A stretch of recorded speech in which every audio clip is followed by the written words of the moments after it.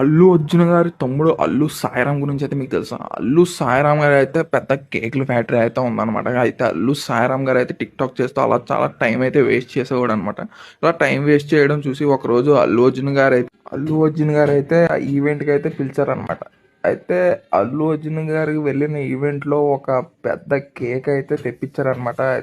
అయితే అతని అభిమానులు అందరూ కలిసి కింద పడిన కేక్ ముక్కలు అందరూ ఏరుకుని అయితే తిన్నారనమాట. అయితే ఈ విషయం తెలుసుకున్న అల్లు అర్జున్ గారు చాలా షాక్ అయితే గురయ్యారు. ఎందుకంటే నేను కూడా షాక్ లో ఉన్నా.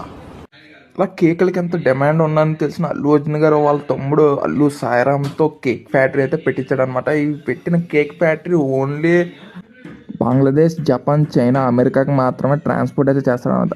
ఇలా చేస్తూ 40 నుండి 50 కోట్ల వరకు అయితే సంపాదిస్తున్నారు. అయితే అల్లు అర్జున్ గారు వాళ్ళ తమ్ముడికి ఇచ్చిన ఐడియా మీకు ఎలా అనిపించిందో అయితే కామెంట్ అయితే చేసేయండి. అయితే లైక్ అండ్ షేర్